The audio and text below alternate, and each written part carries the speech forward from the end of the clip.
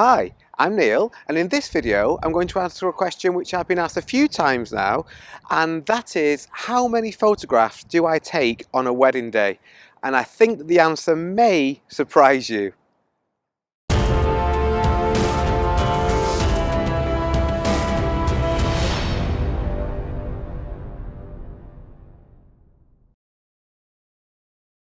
So the reason I'm making this video is because, as well as being asked this question quite a few times on my workshop, when I recently ran a competition on my channel where I asked people to guess how many photographs I took at a particular wedding, bar a couple of guesses, everyone guessed a number which is much lower than the actual answer.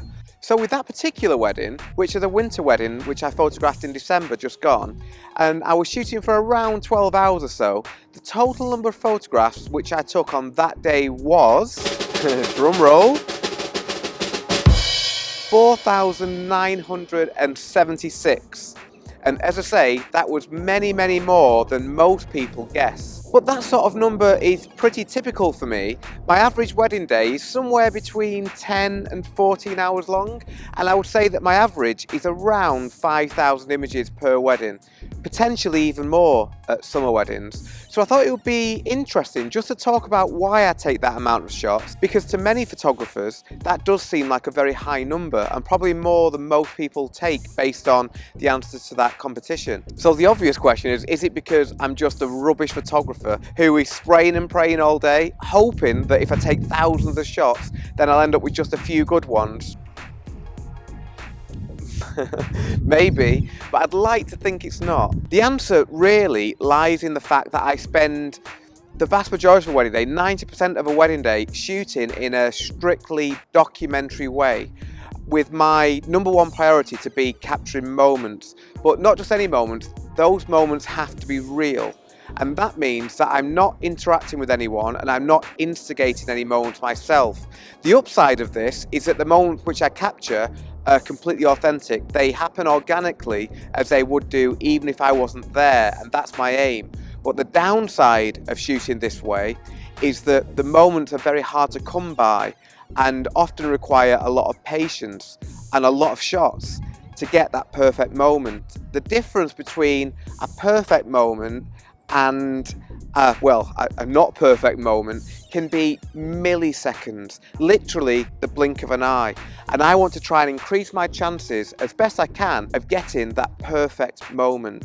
So rather than spraying and praying, what I'm actually doing is anticipating when a moment is going to happen, and then when it does, I shoot through that moment as much as I can, meaning that I try and document that moment in its entirety from beginning to end to increase my chances of getting the best shot I can of that scene.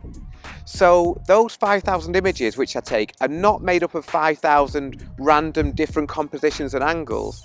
They're actually made up of a lot of similar images of a smaller number of particular moments. Lanny and Erica from Two Man Studios, who for me are the very best wedding photographers in the world. If you don't know their work, then I would really go and encourage you to go and look at their website. It's just mind-blowing. But they have a very similar philosophy. They say that each shot that they take is like buying a lottery ticket, and the more tickets that they buy, the more they're increasing their chances of winning the photography jackpot. And I totally agree with that. So for example, as you see here, when Holly's father was entering the room to see his daughter in her wedding dress for the first time, I'm shooting through that scene in its entirety and taking a lot of shot along the way because, well, the way I see it, why not? These images you see now were taken at 1/250th of a second, and there can be a huge difference between a shot that works with everything coming together compositionally and one that either just doesn't work or is just not as strong as one that is taken just a fraction of a second later. So by shooting through that moment in its entirety, the way I see it is I'm basically giving myself as good a chance as I can of getting that perfect moment. Of course, I could shoot less and hope that I'm still able to capture those decisive milliseconds, but to me that would be quite a risky approach. It would be a much riskier way of shooting, and I'm not going to pretend that I'm in any way near good enough to be able to nail that perfect moment if I were only allowing myself to take 1 or 2 shots. My ninja skills are just not at that level.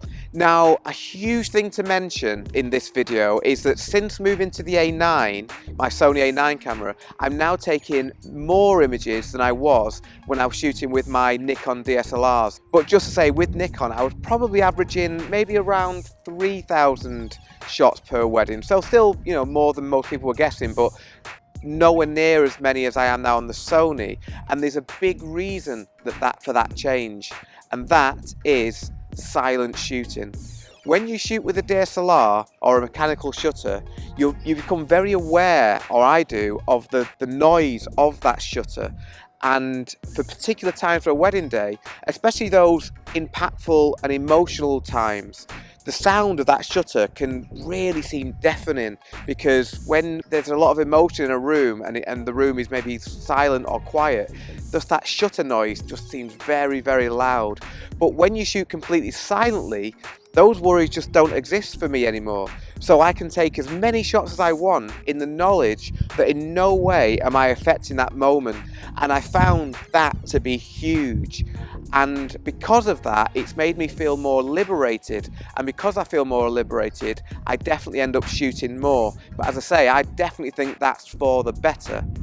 Plus, why wouldn't you shoot more? I don't know the answer to that question. If I was shooting on film or with a mechanical shutter, then obviously I wouldn't work this way, because I couldn't work this way.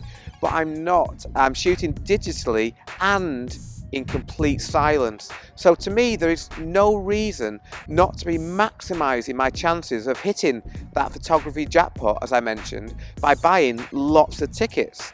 I feel that I definitely owe it to my bride and grooms to do all that I can to give them as strong a set of images as I can. And that's why I shoot this way. Digital is free. The only downside that I can really see to shooting more is that I'm creating more work for myself when I'm culling the wedding, and maybe I need to buy a few bigger memory cards. But I find both of those factors to be a very small price to pay for the increase in the odds of me shooting a moment as well as I can. So I'd love to know what you think about this way of working, because my answer does seem to surprise quite a lot of people.